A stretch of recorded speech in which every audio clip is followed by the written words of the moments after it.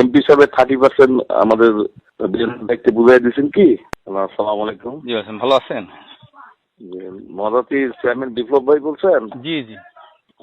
আমার তো আবার চিনেন না, চিনবেনও না। হ্যাঁ দেখছি হয়তো ভাই, বিধান না একটু না আগে দেখি কথা বললো তো, যে কথা বললো। হ্যাঁ ঠিক। না না, আপনি আমাকে দেখেনও নাই হয়তো।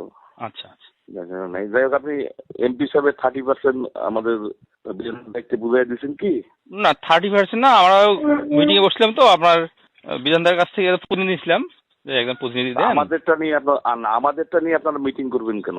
না মিটিং এ আপনাদের দলীয় বা একজন ব্যক্তিত্ব লাগে তো আমরা না তাকে নিয়েছিলাম। না না, দলীয় আপনি তো এখন পর্যন্ত আমার প্রতিনিধি নেন নাই, দুইজন এমপির প্রতিনিধি দুইজন নিচ্ছেন আপনি। এমপি প্রতিনিধি তো আপনাকে হ্যাঁ দলীয় না দিছি। না, আপনার সিডিতে কি ইনস্ট্রাকশন দেওয়া আছে? হ্যাঁ 2জন প্রতিনিধি দেবে ইউনো মহোদয়। ইউনো মহোদয়ের প্রতিনিধি না এমপির প্রতিনিধি, কোনটা বলছি আপনাকে? না আমি চিঠিটা আমাকে দিচ্ছি, তাহলে আপনার হোয়াটসঅ্যাপে দেখি না। সিডি তো আমার কাছে আছে, আপনার হোয়াটসঅ্যাপে দিতে হবে না। আর আপনি 1003টা টোকন আপনি বুঝাই দিবেন। আচ্ছা। বিনা ভোটের এমপি যখন ছিল তাদেরকে তো সুন্দরভাবে বুঝাই দিচ্ছেন। আমরা কিন্তু বিনা ভোটে হই নাই, অতীত কিন্তু ভুলি নাই। না বিনা ভোটে বলতে কি, আমাদের এর আগে 400 করে নাম ছিল আমাদের। না না, কৈটারি সেন্টারের দৃশ্য আমি সবুজ ভুলি নাই, কিন্তু আমরা আমরা হয়তো প্রতিহিংসার রাজনীতি করি না, এখানে অন্যায়কে আমরা প্রশ্রয় দেবো, এটা কিভাবে ভাবেন আপনি? আপনি কিসের মিটিং করেন? আমাদের বরাদ্দ নিয়ে আপনি কিসের মিটিং করেন?